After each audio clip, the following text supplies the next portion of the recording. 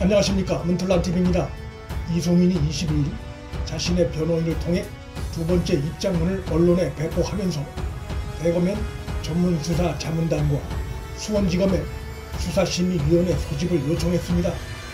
이에 대해 수원고검은 부의심의위원회의 구성, 심의, 의결 등을 거칠 경우 상당한 시일이 소요된다며 이런 점을 감안해 수원고검 검사장이 직접 검찰총장 직무대행에게 수사심의위원회의 신속한 소집을 요청했다고 밝혔습니다.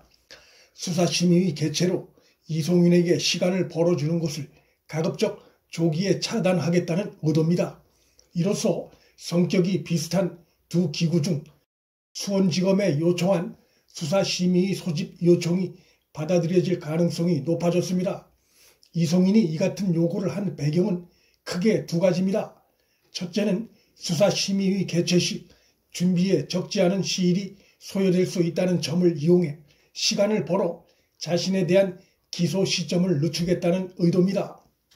즉 수사심의 개최보다 먼저 후임 총장에 지명되고 인사청문 절차까지 마치면 자신이 총장이 돼 기소를 막을 수 있다는 계산입니다. 이 때문에 수원지검 수사팀이 하루라도 빨리 수심의를 마치기 위해 대검의 신속한 소집을 요청했습니다. 이런 가운데 법무부가 이날 오는 29일 총장 후보 추천위가 열린다고 밝혔습니다. 통상 첫 회의에서 후보들이 확정되는 만큼 이날 차기 총장 후보자 윤곽이 드러날 것으로 보입니다. 총장 후보 추천위 회의까진 일주일밖에 남지 않아 수원지검 수사심의위가 먼저 열리긴 어려울 것으로 보입니다. 박범계가 29일 회의에서 이송인을 후임 총장으로 문재인에게 당일 추천하고 문재인이 신속하게 임명을 할 경우 검찰로선 대통령이 임명한 후임 총장 후보자를 기소해야 하는 부담을 안을 수 있습니다. 그러나 국회 인사청문 절차까진 시간이 다소 남아있어 아직 총장으로 확정된 상황이 아니기 때문에 조남관 대행이 기소를 강행할 수도 있습니다. 결국 국회 인사청문회가 마쳐지는 시간과 수사심의위가 개최되는 시간 중 어느 쪽이 먼저인가 하는 시간 싸움 양상이 될 전망입니다. 문재인과 박범계가 이렇게까지 시간을 다투면서 무리하게 추한 모습을 보이며 이송인 임명을 강행할까 의문이 들지만 안면을 몰수하고 이송인을 밀어붙인다면 수사팀으로서도 물러서지 않고 기소 의지를 실현하기 위해 최대한 노력을 경주할 것으로 전망됩니다. 한 나라의 검찰총장을 뽑는데 피고인을 후임 총장으로 임명을 강행한다면 대통령이 앞장서 법치 파괴를 하는 것이고 그렇게 해서 탄생된 검찰총장이 검찰 내에서는 물론이고 국민들에게도 신뢰를 얻을 수 없습니다. 그 부작용으로 인해 권력의 내리막길은 더욱 가팔라질 수 있습니다. 이송인의 수사심의 요청의 두 번째 의도는 말 그대로 기소가 돼 재판에 회부되는 상황 자체를 막아야겠다는 의도가 깔려있다고 볼 수 있습니다. 재판에 회부될 경우 이규원 검사의 서류 조작이 객관적 증거가 드러난 상황이어서 그의 유죄가 나올 가능성이 높고 그 경우 그의 검찰 인생에서 치욕이 될 수 있습니다. 검찰에서 퇴임 후 변호사 개업도 어려워집니다. 이런 상황을 막기 위해 우선은 검찰총장이 되는 것이 목적이겠으나 그 후 자신이 기소되는 것을 막겠다는 의도가 있다고 볼 수 있습니다. 이송인은 이날 자신의 변호인을 통해 밝힌 입장문에서 당시 반부패 강력부 간부들을 비롯한 관련자들의 진술 등에 의해 이송인이 외압을 행사하지 않았다는 점이 충분히 입증될 것으로 확신하고 있다고 주장했습니다.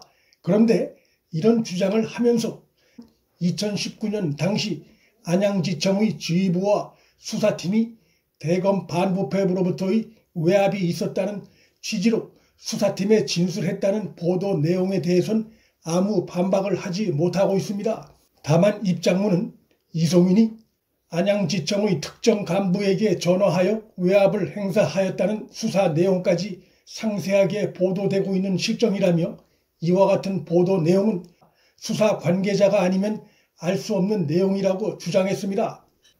이송인의 이 같은 입장문은 사실상 자신이 당시 안양지청에 오압을 행사했음을 실토하는 것이나 다름없습니다. 이송인의 이날 입장문 속에는 당시 반부패 부원들이 검찰에서 행한 진술 내용을 확인한 것처럼 되어 있는데, 이는 이송인과 그들이 진술을 사전에 담합했을 가능성을 의심해 볼 수 있는 대목입니다. 그렇지 않다면 그들이 수사팀에 어떤 진술을 했는지 그렇게 자세히 알 수가 없습니다. 이송인은 거듭 당시 안양지청의 이기원 수사 중단 상황이 수사팀이 스스로 결정한 것처럼 얘기하면서 자신의 무혐의를 주장하고 있는데, 이는 참 부끄럽고 뻔뻔한 태도가 아닐 수 없습니다. 이기원이 서류를 조작한 객관적 증거가 드러나 있던 상황임에도 수사팀에 수사를 중단하겠다는 보고서를 사실상 승인한 것인데, 불법 비리 수사를 지휘하는 위치에 있던 자로서 그 같은 행위를 한 데 대해 잘못을 인정해야 함에도 자신은 수사팀의 의견을 문무일 당시 검찰총장 지시를 받고 그대로 따랐을 뿐이라고 구차한 변명을 하고 있는 것입니다. 최근 드러난 바에 의하면 안양지청 수사팀의 수사 중단 보고서에 적혀있던 문구는 최초 보고서엔 없던 문구로 드러났습니다. 이로 인해 이송인이 문무일 당시 총장에게 조작된 보고서를 올리며 농락한 것이 아니냐는 의혹마저 일고 있습니다. 이 의혹에 대해서도 이송인은 제대로 답변을 못하고 있습니다. 왜 최초 보고서와 다시 올린 보고서의 문구가 다른지에 대해 답변을 못하고 있습니다. 이송인은 최근 새로운 중대 혐의 하나가 추가됐습니다. 그가 공수처에 비밀리에 조사를 받으러 갈 당시에 조국 사건 등 중앙지검 내에 대형 사건들을 수임한 변호인이 직접 모는 차량을 이용한 사실이 드러났습니다. 이 변호인은 이송인이 현재 계류되어 있는 사건 변호인도 아니었습니다. 이것 하나만으로도 이송인은 뇌물 혐의로 조사를 받을 처지입니다. 이송인은 변호사를 통해 이런저러한 변명을 하고 있는 가운데서도 이 부분에 대해서도 일체 언급이 없습니다. 이 역시 이 혐의를 스스로 시인하고 있는 모양새가 아닐 수 없습니다. 이송인은 검찰 신분으로선 망가질 대로 망가져 있는 상태입니다.